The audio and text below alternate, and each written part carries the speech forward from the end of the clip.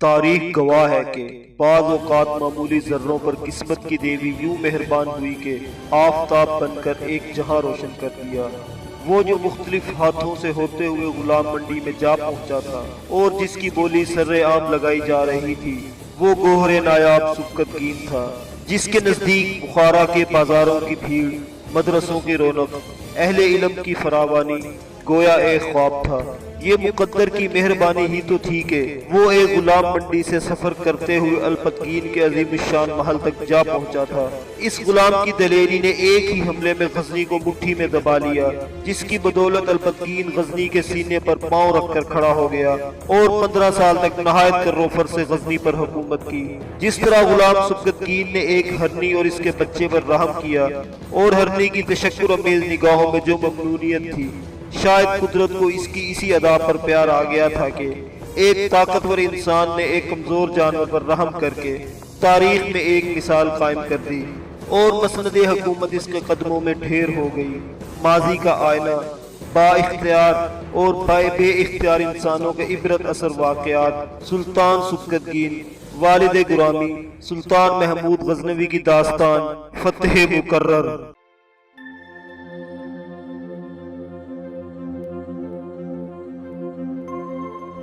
غزنی میں ان دونوں قاصدوں کا بے چینی سے انتظار کیا جا رہا تھا، جنہیں لاہور روانہ کیا گیا تھا۔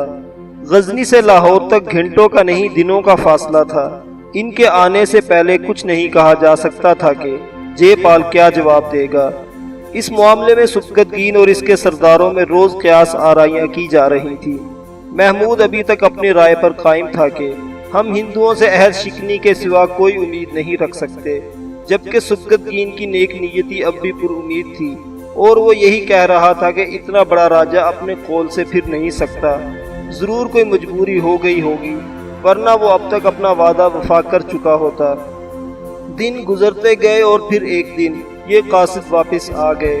انہوں نے جے پال کا مراسلہ سبکتگین کے سامنے رکھ دیا۔ اس مراسلے میں کھلی دھمکی دی گئی تھی۔ قاصدوں نے جو کچھ زبانی بتایا، اسے سن کر تو سبکتگین کے ہوش اڑ گئے۔ وہ عام طور پر اتنی جلدی طیش میں نہیں آتا تھا، لیکن اس وقت تو اس کے لفظوں سے چنگاریاں نکل رہی تھی۔ اس جھوٹے راجہ کی سرکوبی کے لیے لشکر تیار کرو، ہم اس کے گھر کی دہلیز پر جا کر بتائیں گے کہ مسلمان نہ عہد توڑتا ہے اور نہ عہد توڑنے والے کو برداشت کرتا ہے۔ غزنی کے قاصدوں کے روانہ ہوتے ہی جے پال نے بھی جنگ کی تیاریاں شروع کر دی۔ اس نے دلی، اجمیر، کالنجر اور کنوج کے راجاؤں کو خطوط لکھے۔ ان خطوں میں اس نے ان راجاؤں کو اطلاع دی تھی کہ وہ غزنی کی اسلامی حکومت ختم کرنے کا تہیہ کر چکا ہے۔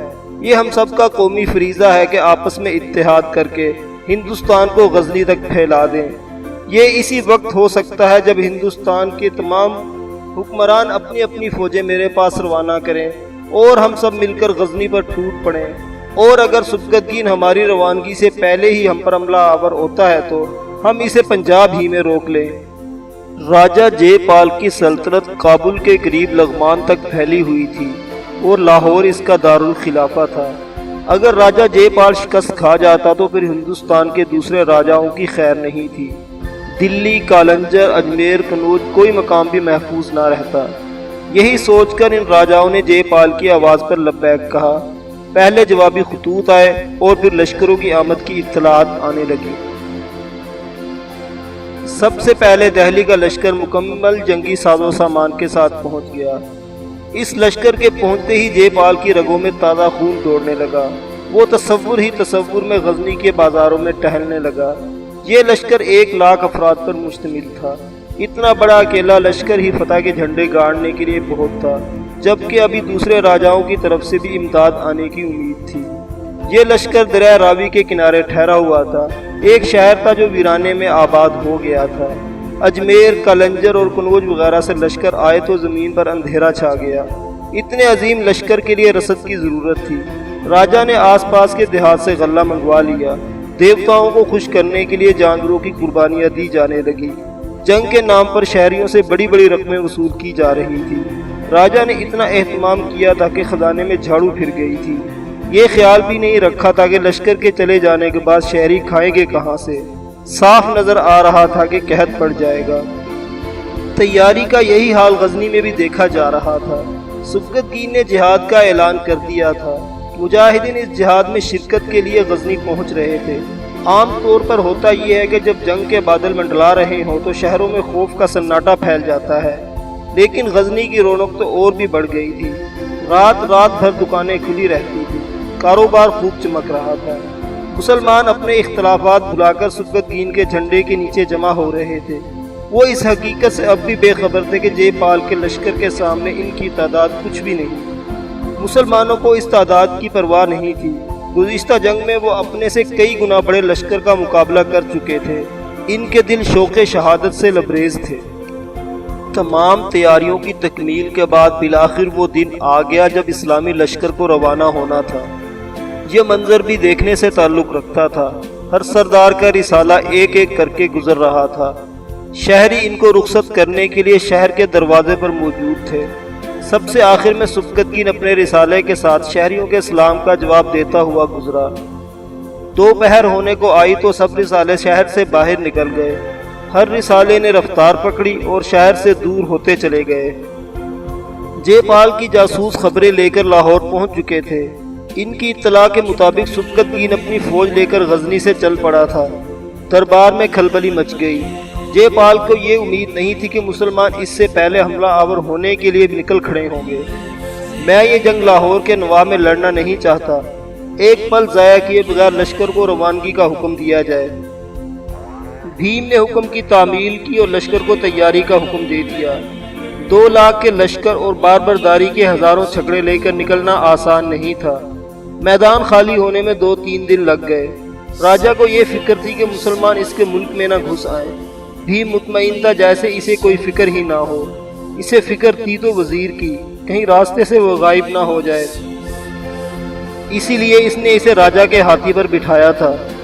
منتری جی، میں نے سنا ہے غزنی بہت بڑا تجارتی مرکز ہے اور وہاں بہت دولت ہے۔ سنا تو میں نے بھی یہی ہے۔ فکر مت کرو، اب یہ ساری دولت ہماری ہوگی۔ میں اپنے ساتھ 200 ہاتھی اور بے شمار چھکڑے اسی مقصد کے لیے لے کر جا رہا ہوں۔ سبکتگین نے لوٹ مار سے جو بے شمار دولت جمع کی ہے وہ سب ان پر لاد کر لاؤں گا۔ اس کا برہمن وزیر شاہی حکم سے مجبور ہو کر اس کے ساتھ چلنے پر رضامند تو ہو گیا تھا، لیکن اس کے چہرے پر ہوائیاں اڑ رہی تھی۔ وہ راجہ کی باتوں میں کوئی دلچسپی نہیں لے رہا تھا، اس کا دھیان کہیں اور لگا ہوا تھا۔ مہاراج، ایک مشورہ جی میں آیا ہے، کہو کیا کہنا چاہتے ہو؟ بھاری لشکر تو بہت دیر میں سفر کرے گا، لشکر کا کچھ حصہ آگے روانہ کیجیے۔ وہ کس لیے؟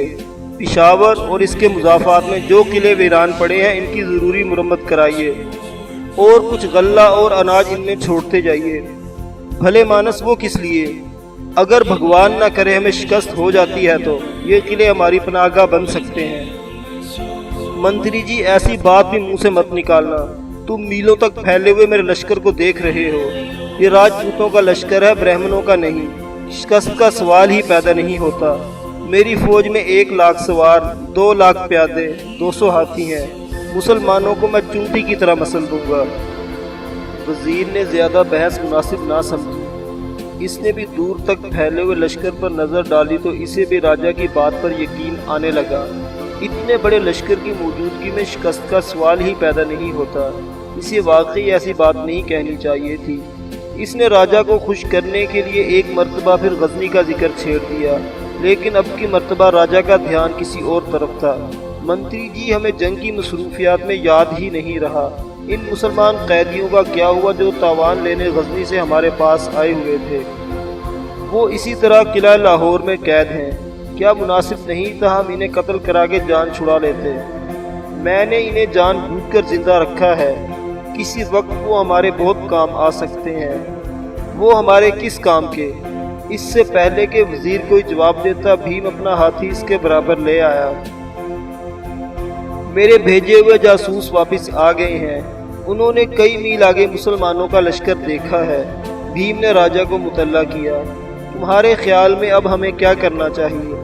مہاراج، ہم اس وقت لغمان کے میدان سے گزر رہے ہیں۔ ہمیں چاہیے کہ ہم اپنے لشکر کا کچھ حصہ قریب کے پہاڑوں میں چھپا دیں اور باقی لشکر لے کر آگے بڑھ جائیں۔ اگر مسلمان ہمیں روندتے ہوئے آگے بڑھ بھی آئے تو یہ چھپا ہوا تازہ دم لشکر انہیں اپنی تلواروں پر رکھ لے گا۔ راجا نے اس کی تجویز سے اتفاق کیا۔ اسلامی لشکر میں بھی یہ خبر پھیل چکی تھی کہ راجا جے پال لغمان کے میدان تک آ گیا ہے۔ انہیں یہ خبر نہیں مل سکی تھی کہ راجا جے پال کچھ لشکر پہاڑوں میں چھپا کر آگے بڑھے گا۔ انہوں نے تیزی سے گھوڑے دوڑائے۔ وہ ابھی لغمان تک نہیں پہنچے تھے کہ وہ یہ دیکھ کر حیران رہ گئے کہ ہندو بالکل سامنے آ گئے ہیں۔ اس کا مطلب یہ تھا کہ ہندو لغمان میں یہ لڑائی نہیں لڑنا چاہتے، وہ اس طویل میدان کو طے کر کے آگے بڑھ آئے ہیں۔ امیر سبکتگین نے ایک پہاڑ کی چوٹی پر چڑھ کر جے پال کی فوج اور اس کی طاقت کا اندازہ لگایا۔ اسے یہ معلوم ہو گیا کہ جے پال کا لشکر ایک بکھرے ہوئے دریا کی مانند ہے، جس میں لشکریوں کی تعداد حد شمار سے باہر ہے، لیکن اس کی کثرت سپاہ سے وہ قطعاً مرعوب نہ ہوا۔ اپنے اور دشمن کے معرکے کو شیر اور بکری کی لڑائی جان کر پہاڑ سے نیچے اترا اور اپنے فوجی سرداروں سے مل کر ان میں سے ہر ایک کا دل بڑھایا اور اس جنگ کو جہاد قرار دیتے ہوئے انہیں لڑنے کی ترغیب دینے لگا۔ اس کے ایک سردار نے یہ سوال بھی اٹھایا کہ ہندوؤں کے لشکر کی تعداد بے شمار ہے، اس سے نمٹنے کے لیے کیا حکمت عملی اختیار کرنی چاہیے؟ سبکتگین نے یہ تجویز پیش کی کہ جب ہندو حملہ آور ہوں تو ہمارا صرف ایک دستہ جس میں محض 500 مجاہدین ہوں ان کا مقابلہ کرے۔ اگر خدا نہ خواستہ وہ ختم ہو جائے یا شکست اٹھا کر پیچھے آئے تب دوسرا 500 سواروں کا دستہ حملہ آور ہو۔ غرض یہ کہ 500 کے دستے بنا لیے جائیں اور وہ حسب ضرورت باری باری حملہ کریں۔ اس طرح تمام فوج ایک ساتھ نہیں تھکے گی۔ سبکتگین چاہتا تھا کہ حملے میں وہ پہل کرے، لیکن جے پال کو غزنی پر قبضہ کرنے کی ایسی جلدی تھی کہ میدان میں پہنچتے ہی اس نے اعلان جنگ کرا دیا۔ پہلے ناقوس بجائے اور پھر ڈول تاشوں کی آوازیں آنے لگی۔ سبکتگین نے بھی اعلان کرا دیا کہ ہندو حملہ کرنے کے لیے بے تاب ہیں، مسلمان بھی تیاری کریں۔ ہندوؤں نے ایک خاص فاصلے پر پہنچ کر دور تک اپنی صفیں قائم کر لی۔ دیکھتے ہی دیکھتے اگلی صف کو حرکت ہوئی اور اس نے مسلمانوں کی طرف بڑھنا شروع کیا۔ یہ طے ہو چکا تھا کہ پہلے حملے کے جواب میں محمود اپنے دستے کے ساتھ آگے بڑھے گا، لہذا جیسے ہی اس نے ہندوؤں کو آگے بڑھتے ہوئے دیکھا اس نے اپنے دستے کو اشارہ کیا۔ جے پال کی فوج نے صرف 500 سواروں کو آتے ہوئے دیکھا۔ جے پال اپنے ہاتھی پر تھا اور بھیم ادھر ادھر گھوڑا دوڑاتا پھر رہا تھا۔ انہوں نے جب 500 سواروں کو آتے ہوئے دیکھا تو بھیم اپنی صفوں کے آگے آ کر کھڑا ہو گیا اور چلا کر جے پال کو مخاطب کیا، شاید مسلمان صلح کے لیے ہماری طرف آ رہے ہیں، لڑنے سے پہلے صلح؟ لگتا ہے مسلمان ہماری تعداد دیکھ کر ڈر گئے ہوں گے، لیکن آپ صلح نہ کیجیے گا، یہ خیال بھی دل میں نہ لائیے گا۔ ابھی بھیم یہ باتیں ہی کر رہا تھا کہ اسے گھوڑے پر سوار محمود نظر آیا، مگر اس کے ہاتھ میں ننگی تلوار تھی۔ اس کا مطلب یہ تھا کہ وہ صلح کے لیے نہیں آ رہا تھا۔ بھیم زور سے چلایا، ہمارے ساتھ دھوکہ ہوا ہے، یہ صلح کا پیغام نہیں، ہم پر حملہ ہے۔ راجپوت دلاوروں آگے بڑھو اور مٹھی بھر مسلمانوں کو نیست و نابود کر دو۔ اپنے سپہ سالار کا حکم سنتے ہی راجپوت بھی تلواریں سونت کر آگے بڑھنے لگے، حالانکہ اب تک وہ بھی یہی سمجھتے رہے تھے کہ مسلمان صلح کے لیے آ رہے ہیں، ورنہ 500 کا دستہ لے کر کون جنگ میں اترتا ہے۔ راجپوتوں نے بھی صرف 15-20 ہزار آدمی ان کے مقابلے کے لیے بھیجے۔ خیال یہی تھا کہ 15-20 ہزار سپاہیوں کے سامنے 500 سواروں کی حیثیت کیا ہوتی ہے، منٹوں میں کچل کر رکھ دیں گے۔ لیکن ان کا یہ خیال اس وقت غلط ثابت ہو گیا جب دوپہر سے مغرب ہو گئی، لیکن وہ ان 500 سواروں کو پیچھے نہ دھکیل سکے۔ 100-150 مسلمان شہید ضرور ہوئے، لیکن اس کے جواب میں 1000 سے زیادہ راجپوت کٹ گئے۔ اندھیرے کی وجہ سے دونوں فریق پیچھے ہٹ گئے۔ دوسرے دن ایک دوسرے سردار کی سربراہی میں 500 کا دستہ آگے آیا، لیکن یہ شام تک نہ لڑ سکا، بہت سے آدمی شہید کرا کے واپس ہو گیا۔ پھر ایک گھنٹے بعد نئے نئے دستے آتے رہے۔ بھیم پر جھنجھلاہٹ طاری ہو گئی، وہ اپنے بال نوچ رہا تھا۔ یہ مذاق ہے، یہ جنگ؟ 500 سپاہی آتے ہیں اور میدان میں ہلچل مچا کر واپس لوٹ جاتے ہیں۔ تیسرا دن طلوع ہوا تو راجپوتوں پر سستی طاری ہو گئی۔ انہوں نے سوچ رکھا تھا کہ ہمیشہ کی طرح 500 سپاہی آئیں گے اور 10-5 ہزار راجپوتوں سے لڑنے کے بعد چلے جائیں گے۔ انہوں نے صفے تک قائم کرنے کی ضرورت محسوس نہیں کی۔ انہیں معلوم ہی نہیں تھا کہ سبکتگین نے حکمت عملی تبدیل کر دی ہے۔ اس حکمت عملی کے تحت روزانہ کی طرح 500 کے دستے میدان میں نہیں اترے، بلکہ تمام اسلامی لشکر نے سارے ہندو لشکر پر حملہ کر دیا۔ ہندو اس حملے کے لیے تیار ہی نہیں تھے۔ 80,000 کا لشکر ایک دم ان پر ٹوٹا، اور وہ بھی تازہ دم لشکر، تو ہندوؤں کے ہوش اڑ گئے۔ جتنی دیر میں وہ صفِ ترتیب دیتے ہزاروں کے سر تن سے جدا ہو گئے۔ راجپوتوں کی تعداد اتنی زیادہ تھی کہ میدان جنگ دور تک پھیلا ہوا تھا۔ جو لشکر پیچھے تھا اسے تو معلوم ہی نہیں ہو سکا کہ کیا ہوا۔ اسے تو اس وقت معلوم ہوا جب مسلمان فوج کا ایک دستہ نہ جانے کہاں سے چھپا ہوا تھا، اچانک پوچھ سے برآمد ہوا اور راجپوت دونوں طرف سے گر گئے۔ انہوں نے مسلمانوں کو روکنے کی بہت کوشش کی، لیکن مسلمان ہندوؤں کی صفوں میں گھستے چلے گئے۔ جنگ اتنی گرم ہو گئی کہ خود جے پال ہاتھی سے نیچے اتر کر گھوڑے پر آ گیا، جہاں بازی اور مہارت کے ثبوت دے رہا تھا۔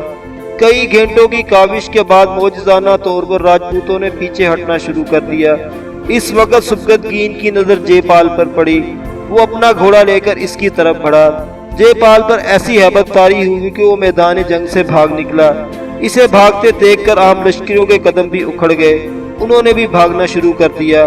اب جو رکتا اپنی جان سے جاتا۔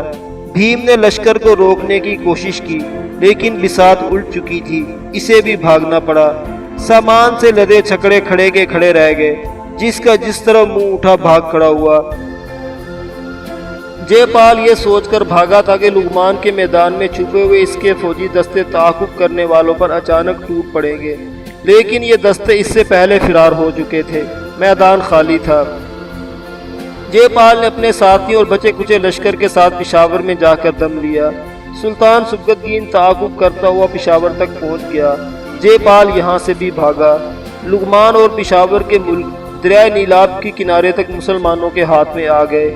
سبکتگین چاہتا تھا کہ لاہور تک پہنچ کر جے پال کی راجدھانی پر قبضہ کر لے، لیکن جے پال نے جاتے وقت دریائے اٹک کا پل منہمد کر دیا۔ کشتیوں کے بغیر دریا عبور نہیں کیا جا سکتا تھا۔ دوسرا یہ کہ بخارا کی طرف سے وحشت انگیز خبریں آ رہی تھی۔